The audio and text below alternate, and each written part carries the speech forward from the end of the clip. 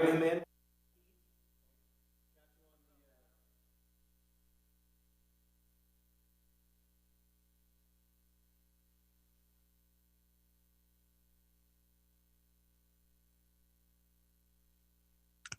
Yeah. Some folks are saying no audio, no sound. Well, you know, we're we're working it out. We're working it out. We got video. I can see that now. Yeah. Some folks are saying no audio, sound. Well, you know, we're now they can hear. I think so. We got video. I can see that now.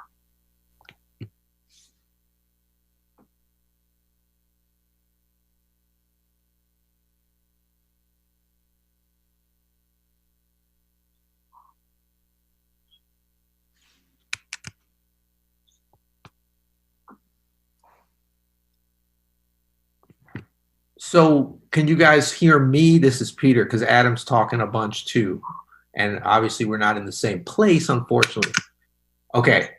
So, Adam, they got Peter, but no Adam. So, can you guys hear me? This is. All right. So, I'll talk a little bit to kind of get things going. You guys can hear me okay? Boop, boop, boop. Horrible lag in Adam's audio. Adam is mute. I can guarantee you, I was speaking with Adam earlier, and he's not a mute. But he, Adam developed this course. I'm just going to kind of tell you a little bit about it while we work out the sound on his end. First of all, Hello. welcome everybody, and you know, I'm always. We decided at the last minute. That's part of the reason we're starting out kind of raggedy to. We were going to come in the studio and try to stay apart, but to be somewhat responsible and really keep social distancing because we can do this remotely. Adam's in the studio. I'm in my home studio, which is a work in progress, and we're going to, We don't need Adam. It's all good. Thanks a lot, Dan. Peter is loud. Okay. Loud and clear. No Adam, stop. Peter is loud. Still no Adam. Check 1 2. Check. 1 2. This is not a diabolical plan I had to shut back. down Adam. I can tell you that right now. I'm going to piano sound pull okay, everybody? my level down a little bit since it sounds like a little bit hot.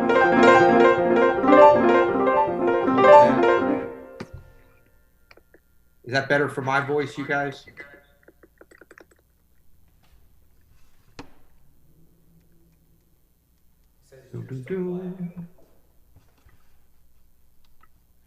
All right. Oh, you're both good. Thanks for being patient with us, everybody. We're trying to do this on kind of a skeleton crew, obviously from different locations. So appreciate that.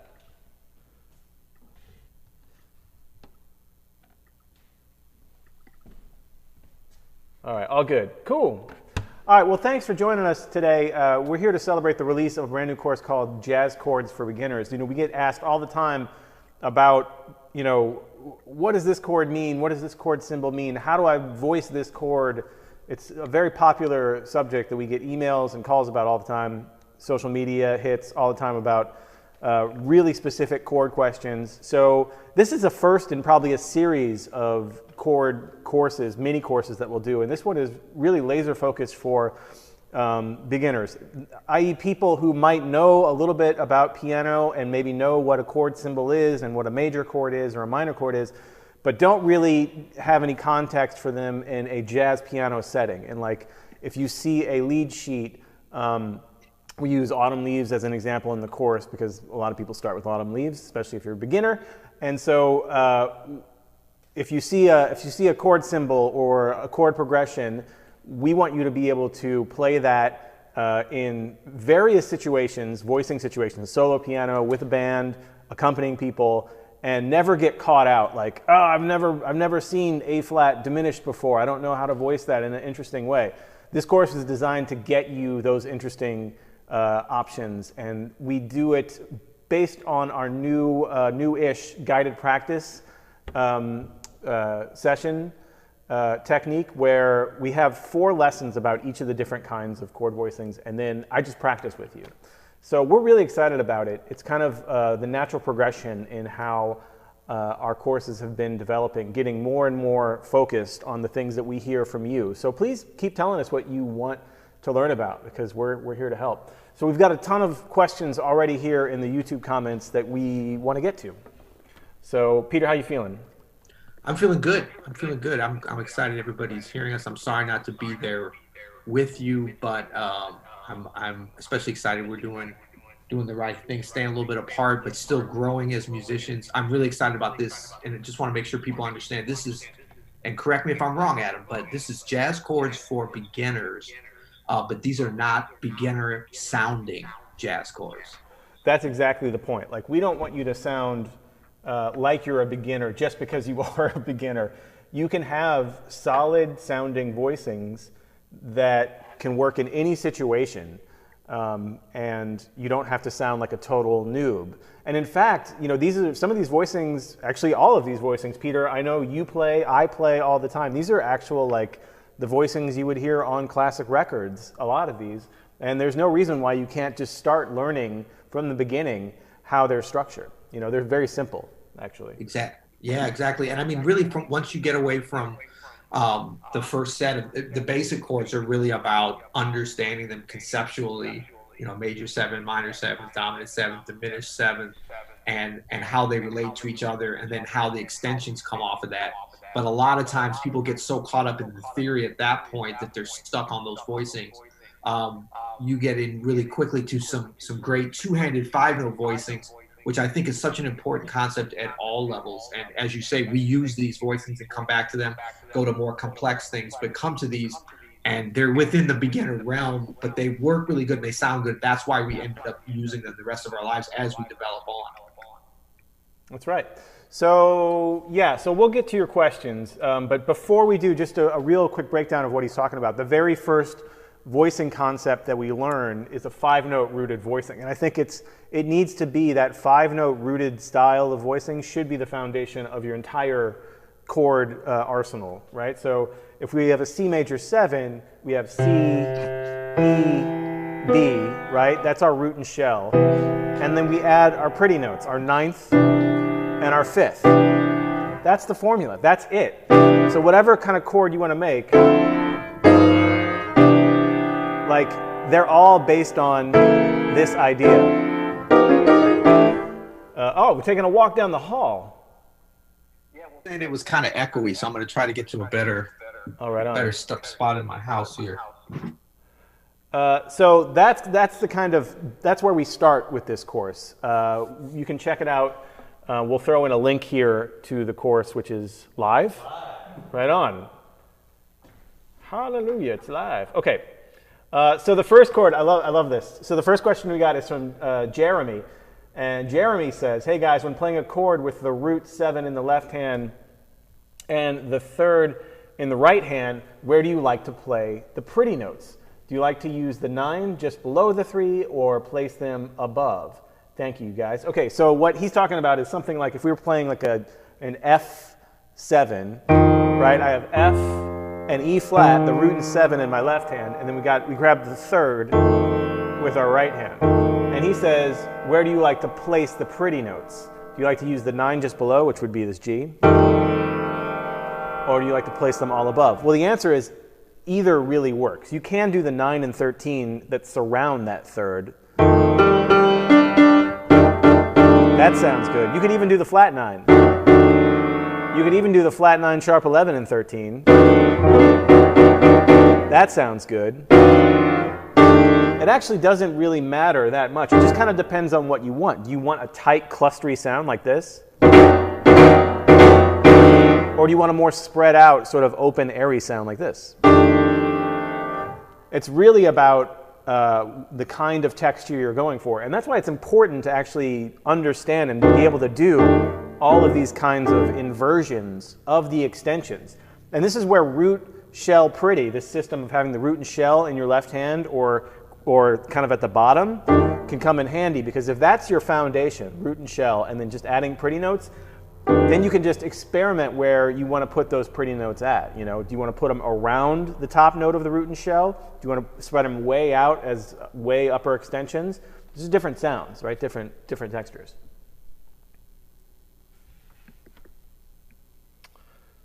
Cool. Pete, you got anything to add to that? No, that was really good, and I love that sound. I mean, it's got meat to it, and it's got tension to it. But that's one of those ones that, you know, has some nice places to go as well.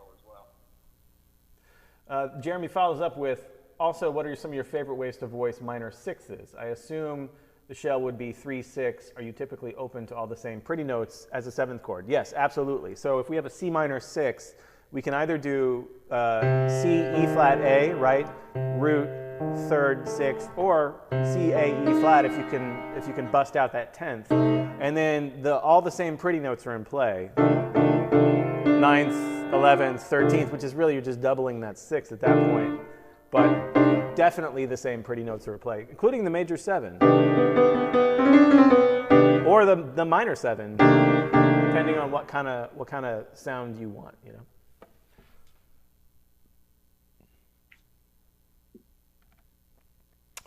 Oh, okay, so Nick has a question about sus chords. So please discuss how to voice sus 4 chords.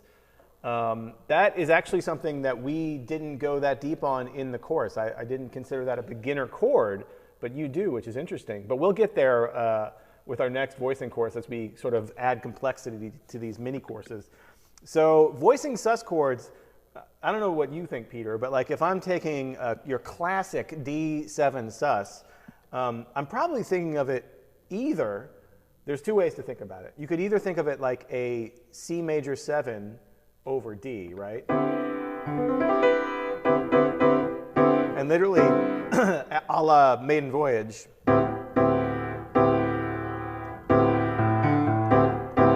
right? That's a D7 sus. Or if you take a typical D7 chord, because remember the sus chords are usually based off the mixolydian. So if we take a D7, right, root and shell, 9, 5, root at the top, we just sus that third up to the 4. That's also another way you can do it. All right. Would you agree, Pete? Yeah, and I think, you know, let me make sure I'm on here, sorry. Yeah, there.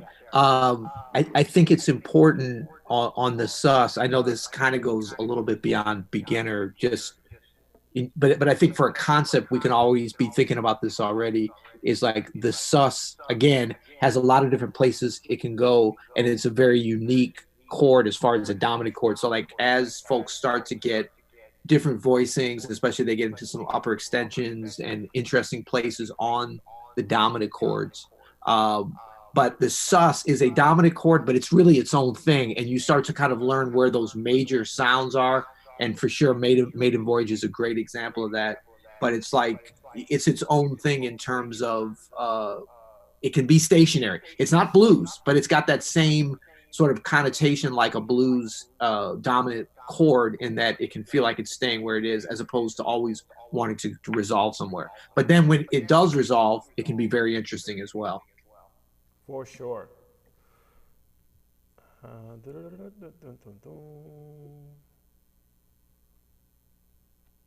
Haha, Adam needs headphones or earbuds.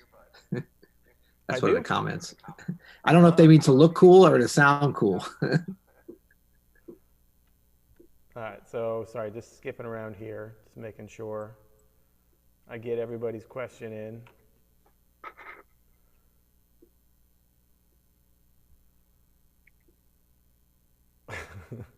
Dan Hicks, you're killing me. Adam doesn't add that much value anyway. Go ahead, Peter. Jeez. No, that is untrue. You be incorrect, sir or ma'am. Absolutely not. Let's go. Good. Okay. Here's a good one. Are there different definitions to what an alt chord is? I don't think so. No. because an alt chord is derived from the altered scale. So if we have our C altered scale here, if we're in the key of C, let's switch it up. Let's go to the key of D, just for variety's sake. Right, we have our altered scale, which starts off as a half whole diminished and then ends as a whole tone. I've recently learned. Right, so if we think about the altered extensions that are in this altered scale, it's the flat 9, the sharp 9, the sharp 11 or flat 5, the sharp 5 or flat 13. All of these are options for extensions on our D7 altered. So if you have our D7 altered, you can literally do all of those in some way. It sounds a little stretched that way, I think. You could spread them out a little bit like this. If you want to get all of them in. But typically when we see altered, we're doing sharp 9, flat 13, right? Or flat 9. Maybe there's the sharp 11 in there too. But generally when I see altered, it's sharp 9, flat 13, or flat 9, flat 13.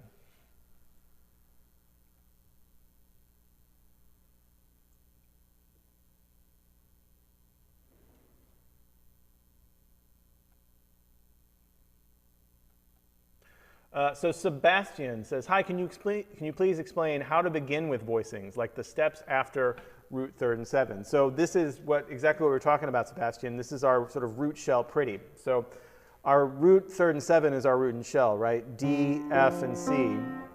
Here we have a D minor 7, right? So we have our minor third and our minor 7. And if we want to add pretty notes, the pretty notes are usually the 5th, the 9th, the 11th, and the 13th. We don't have to use all of them, but we can use any of them. So if we count this voicing as in our left hand, D, F, C, right, our root and shell covered, then it's just a choice of what pretty notes we want to add. So we could add something like, which is pretty, or which is also pretty, or even which is also pretty. Just a combination of those pretty notes. And then when we're playing rootless voicings, we can add one of those pretty notes in with the shell. So I have my shell here, F and C. Maybe I'll add that 11 in. And then maybe in my right hand, I'll add the 9 and the 5. Right? So we're just kind of putting, the shell is always there. When we're playing rooted voicings, the root and shell are always there. And then it's just a matter of putting that 5th, 9th, 11th, and 13th in interesting places to our ears. Yeah, and I would just add to that, because as you were playing those voicings, I'm hearing certain notes on top of it that I know will complete or not complete, but just add new dimensions to the voicings. So what everybody can do is like, because we're always trying to figure out how do you actually practice voicings and practice these chords and then develop them, and how do we get an ear training aspect to our voicings and chord practice, really. And I think that's the sort of the key to it. Like we've got chords that we play, and then once you learn them, root 3-7, and then shell, root shell, and then pretty, and that. Try to hear the next note up, what it's going to sound like before you play it. Even sing it, and then whether it sounds good or doesn't sound good, it's okay either way, because you'll be learning something, and that's how you start to build up those voicings.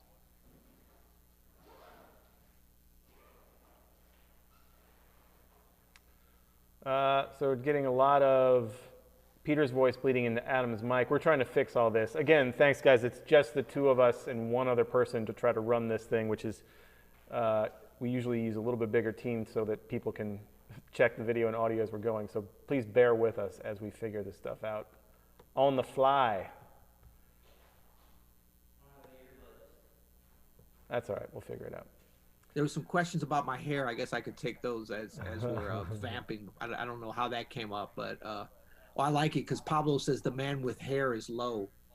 I don't know if he means like low down, or low volume wise or low. If you see Adam and myself, once all this pandemic is over, hopefully sooner rather than later, if you see us standing next to each other, you will see that I'm low as well. The man with hair is low. You'll understand that.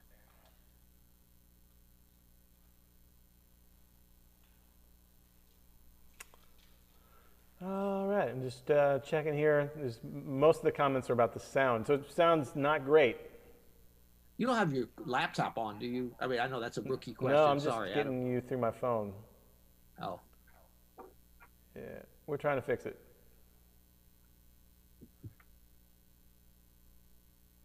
do some banter. Oh, I thought Okay, that's here we what go. No, were doing. I got one from Mr. Kobayashi 24. I am pretty new. How do I even quickly find the 9th, 11th, 13th in normal, flat, and sharp? Easy to remember rules or tricks. So there is one easy trick to remember. You don't want to confuse yourself with it, but you can think about the 9th as the 2nd, and the 11th as the 4th, and the 13th as the 6th. That could be an easy way to come through and get those down. Eventually, you'll think about them just as the 9th, 11th, and the 13th. But in the key of C here, or C major 7, the 9th is D, which is also the 2nd, right? The 11th is F, and the 13th is A, and that's the 4th and the 6th. So the 9th, 11th, 13th are really the 2nd, 4th, and 6th. Not really, but you can think about them like that. They're the same notes.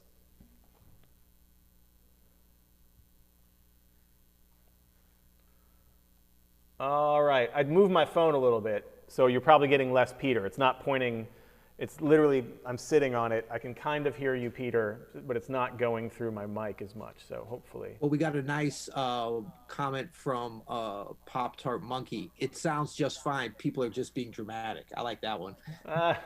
Hey, you know what? Anxiety is high right now. And, Exactly. yeah. But you know what? This is a good thing in terms of like chords for us to think about. You're absolutely right. Anxiety is high as it should be. There's a lot going on in the world. But when we come into our little jazz piano bubble here, which is so great, and you know we're working on even being able to do it remotely, but jazz chords in general I find is an area that a lot of pianists, especially at kind of beginner intermediate level, are very, there's a lot of anxiety around them, you know. And I think that this course is going to really help demystify that. But I would just also say that in general, if what I was talking about before is trying to really start to trust your ears and to train your ears. Yeah, you want to be able to get these specific chords and to read them and to understand the theory of it. But you'd be surprised at how quickly, if you allow your ears to start to fill in a few of the blanks, how successful that can be.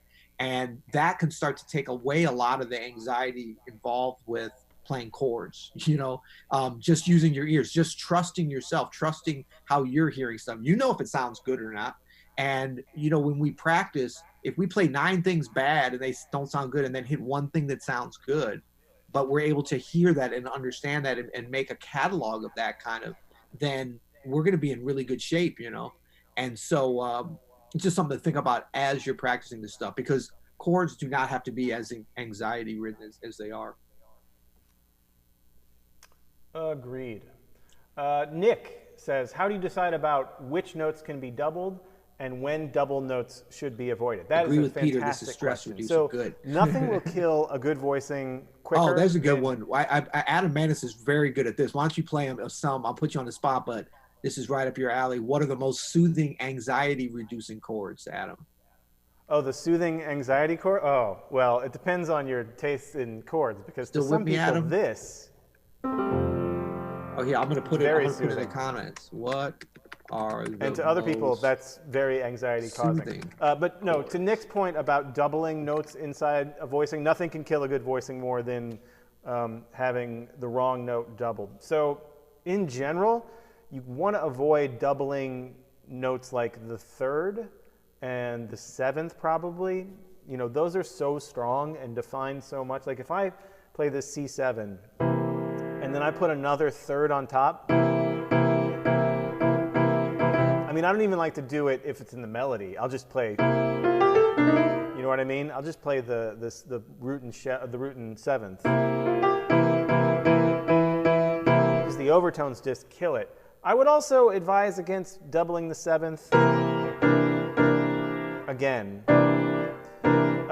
It depends on what kind of voicing you're doing. If you're doing like a big spread voicing, where these octaves are on top, almost anything sounds good, even the third, because it's supposed to create this kind of wide thing. If you're going for more like clustery voicings, you really don't want to double almost anything, right? You want to keep it as tight as possible without doubling to make one stronger than the other. So here's a C7 with a 9 and a 13, right? E, A, B flat, D, G. Now listen to how this voicing changes if I throw another E in there, another third. Like it just makes it corny all of a sudden. It goes from kind of dark and melancholy to like I don't know, like a car horn or something. So in general, you try to be able to not double at all if you can. And then your doubling can be very specific. The root is always the first good note to double. In our C again, I can have C on top and C on bottom. And just about anything sounds great. The fifth could be a good doubler, possibly. It brings a different kind of sound. It's not for every single sound you might want, but it is a good specific sound. But like I said, some of the more, like the third, seventh, I think, in my personal opinion, don't sound great with a lot of doubled. And you can actually see, if you pick up any of the classic orchestration books, Rimsky-Korsakov, you can see how famous composers voiced chords throughout the orchestra, and you'll notice a lot of roots, a lot of fifths, and then some thirds, and not a lot of like there's not a lot of thirds compared to the roots. Like there's definitely a balance that you strike when you try to voice these chords.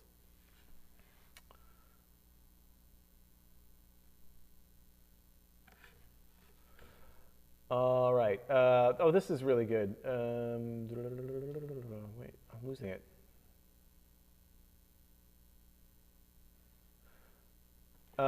This is from Andres.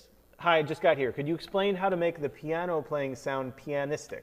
I'm learning seventh chords, but all I do is play them in blocks, and it sounds so bland and not like a piano.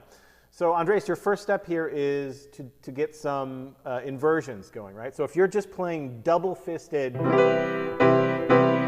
no, not cool. So we want to take all of our options here for a major 7, right? Here are block options, root, 3, 5, 7, 9. We're going to skip the 11th. We could do, or sharp, but we're not. We're just going to do 9 and 13.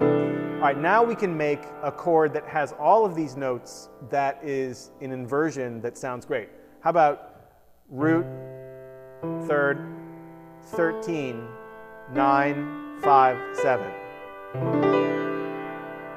That is a good sounding chord. So, right, we went from this to that. Spreading them out a little bit in different inversions is great. And like we've been talking about, start with the root, shell, pretty concept, right? Root and shell in your left hand, and then adding those pretty notes in your right hand. Starting there in this kind of two-handed approach is a great way to see how chords are built. And then you could start getting even more creative with how you use these inversions. So that voicing concept, that root, shell, pretty, that's where we start with on the Jazz Chords for Beginners course. Like we start with that, and then we start with using that voicing through the 6 main chords that make up about 95% of Great American Songbook standards and jazz standards. Major 7, minor 7, dominant 7 with altered extensions we talk about, diminished 7, minor 6, and half diminished. All those chords are covered in 3 different voicing structures. Our root, shell, pretty, that's our first, and then our 4-note rootless, right? And then 4-note left-hand voicings, just basic but sounding good voicings.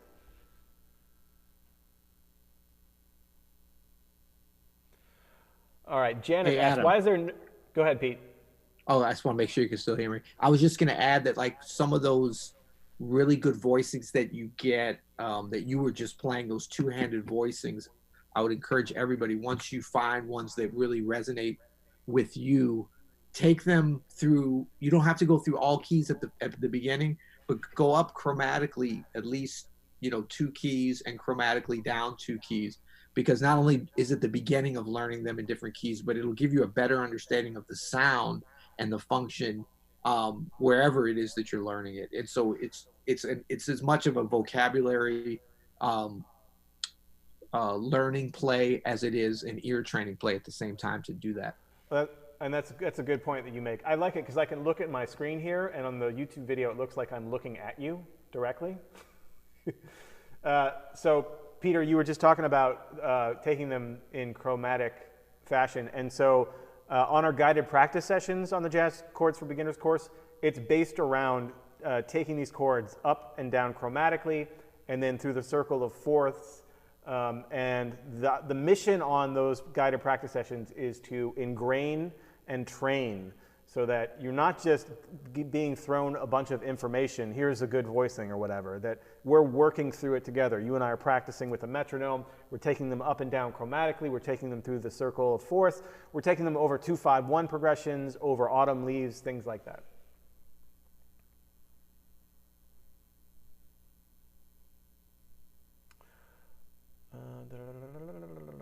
Let's see. All right, guys, we're going to wrap this up here in about 5 minutes. We're going to take a couple more questions. I see a really good one, Adam, which is from Esta, what exercises can a melodic player do to think, play harmonically like a piano player? That's interesting, because I think as pianists, we are always thinking about how can we sound more like a horn player or a singer or a single line instrument, so I think it definitely works both ways. But in terms of, like, in other words, pianists maybe are thinking too much harmonically, especially when you get into these and start to master some of these chord progressions and jazz chords and voicings in general. But that's why we stress it's important for horn players to learn a little bit of piano. And you don't have to be too intimidated, like you got to jump all the way in there. If you can get to the point of root and shell for pretty much any voicings that you can do, you're going to be in really good shape. So that will get you starting to hear harmonically like a piano player, because you'll start to understand the voice leading that's going on. But I think there's certain things you can do on your instrument as well, where you're going harmonically or kind of vertically as opposed to horizontally, where you play the root and the shell and maybe one pretty note. I'm thinking over like a dominant, like root, third, 7, 9th. You don't have to go down below where you can go anyway.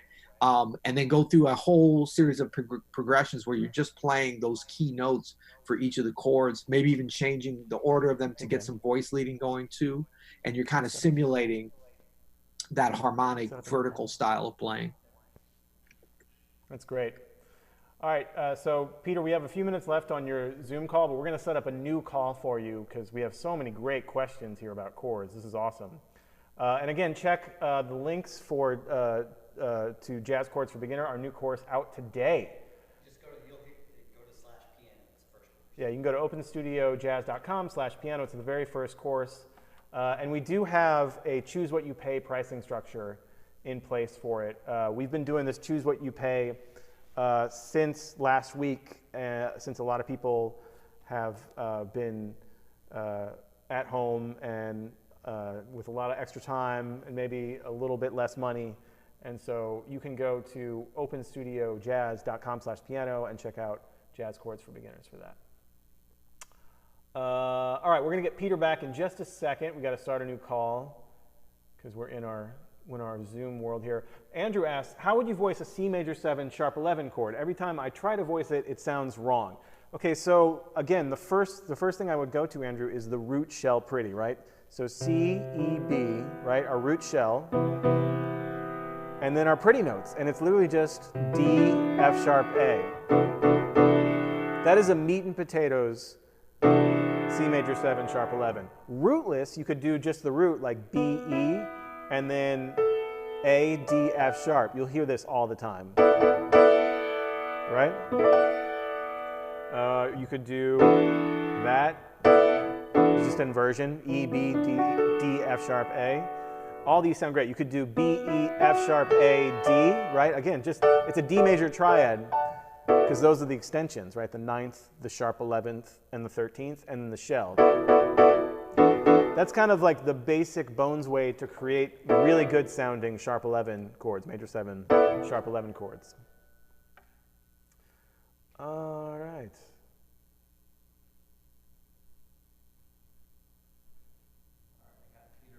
All right. But you're not going to have them on yours. That's okay. Peter, you still on the phone call? I'm here, yeah. All right, I can hear Peter still. All right, and bring him back in. All right, can everybody see and hear Peter? Peter, if you can talk for a little bit. Oh, this is a really good question. Can everybody see Peter? He should be back by now. All right, so Lukalov 10 asks, can minor 6 chords be used as an anticipation of a 5 chord in a major 2-5-1? And I think you're talking about a minor 6th on the 5, which is a really cool sound, actually. So if we have a 2-5-1, let's say in F, G minor 7, C7, F major 7, right? If we, I've never thought about this, but this would be, so I'm literally going to play this for the first time. G minor 7, then C minor 6, C7, that's hip. Yeah, because you have, that's very cool. All right, something to shed. Mm-hmm.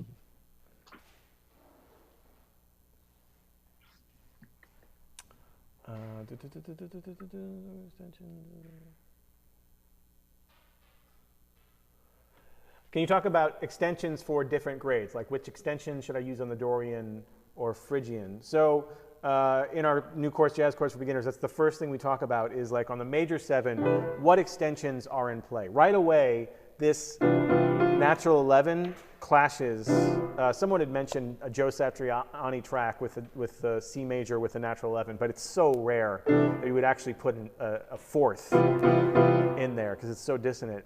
So the 9 and the 13 are kind of go-to for clean, just major 7 chords, right? Major 13. But a lot of jazz musicians will add the sharp 11, as we were just discussing. For the Dorian, all of them, the 9, the 11, and the 13, all in play. But you don't want to really alter any of them for a clean Dorian sound. The Phrygian, I would say really just the 13. And maybe that, or sorry, just the 11, maybe the 13, the C. But that's a tricky one. That's a tricky one. And then on and on. The dominant chord, right, your G7 in this case, again, the 9 and the 13, both natural, sound great and are used all the time. A sound like this. And they can also be flatted. And the 9, of course, can be sharps. The 11, natural, turns it into almost a sus chord, right? So a lot of people use a sharp 11 for like a Lydian dominant sound. Or you can do like an altered sound with that sharp 11 as well. So hope that answers your questions about just the basics. But that's, again, all spelled out very clearly in our course and workbook for Jazz Chords for Beginners.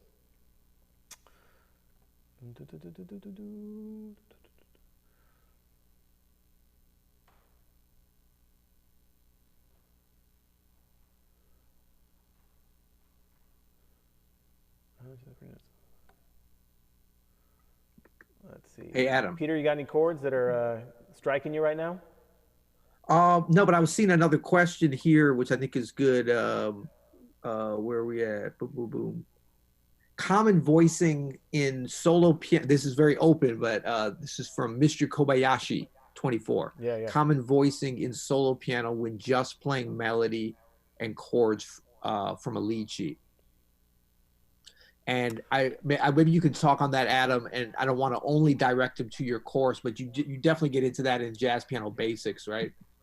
Yeah, Or so lead sheet Jazz Piano basics. Basics Volume 1 is called Lead Sheet Breakdown, and I break down how to play from a lead sheet, like maybe for your first time in a solo piano context. And one of the things that you do is, there's a lot of things you can do, but again, going back to sort of our root shell pretty model, if you can get some independence of the fingers, independence of the hands, you can play the melody in your right hand, right? And then have sort of this 3-zone concept, right? So I have my bass down here.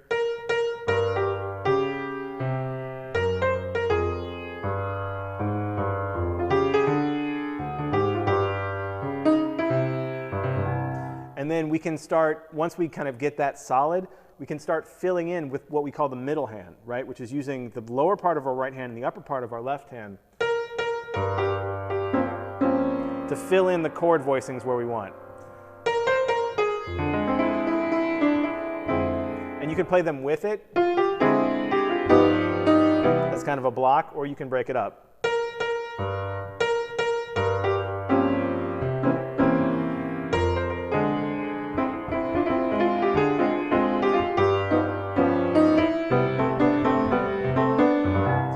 It's a really fun concept to mess around with. There's just endless possibilities. But that 3-zone concept, right? Melody on the outer right, bass on the outer left, and then the chords in the middle.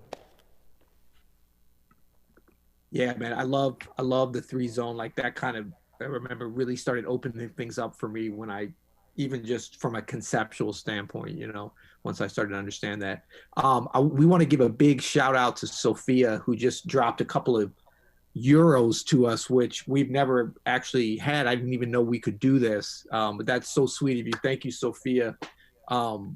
That's super kind of you. And we're going to put that, we're doing at Open Studio this choose what you pay model, and we don't know how long we're going to keep doing it, probably a few more days, but we're going to put this towards subsidizing that, because there's a lot of folks hurting around the world. Musicians, we've heard from people in many different countries.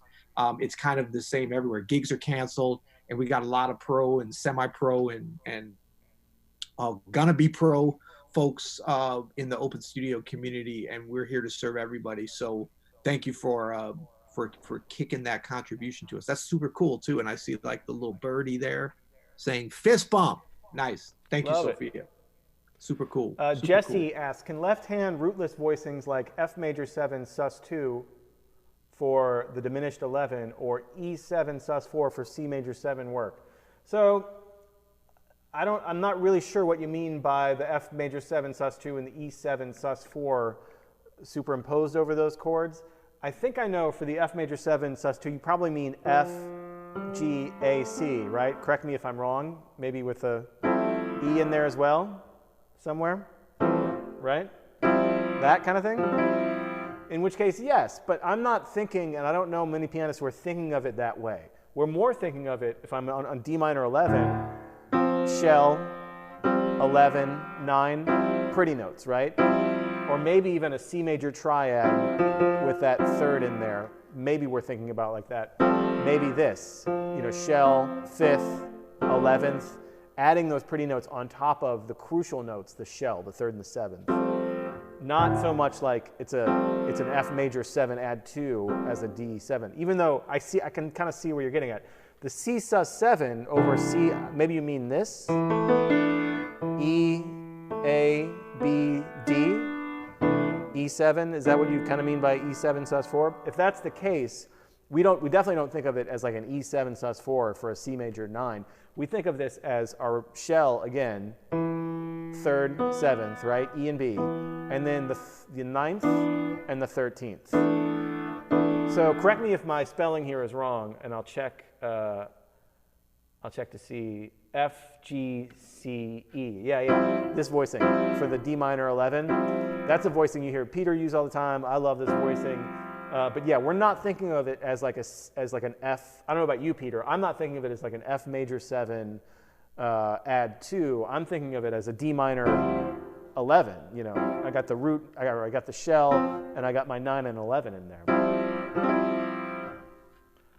Yeah, so I hope absolutely. that helps. Like how you frame it can be really crucial. So I think if you're thinking about that as like an F major 7 add 2 instead of just a D minor 11, you might be just adding a layer of complexity that is going to trip you up.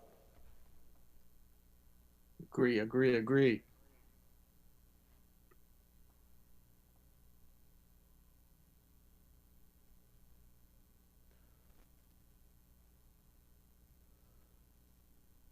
Oh man.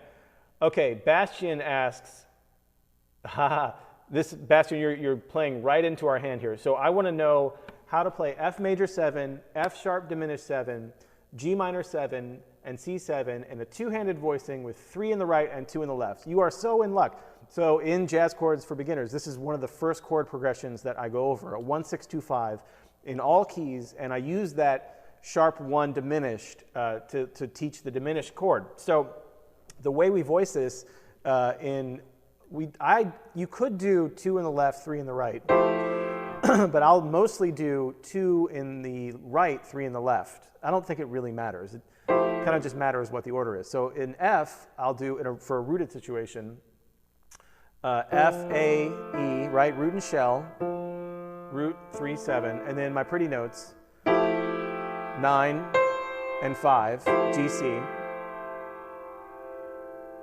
For the, this is where it gets good. For the diminished 7, we'll use F sharp, C, E, A, D. Right, because we're borrowing from that scale a whole step above, right? Or that diminished chord, a whole step above. For our G minor 7, root and shell, and 9, 5. So our right hand stays the same. And for our C7, 2 in the left, C, B flat, and then E, flat 13, A flat, flat 9. So all together it sounds like this.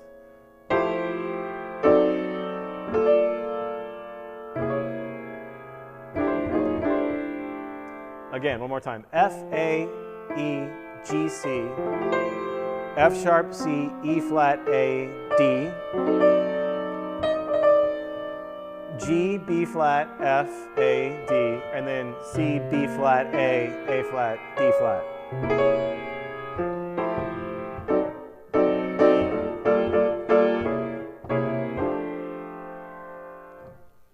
And that's it.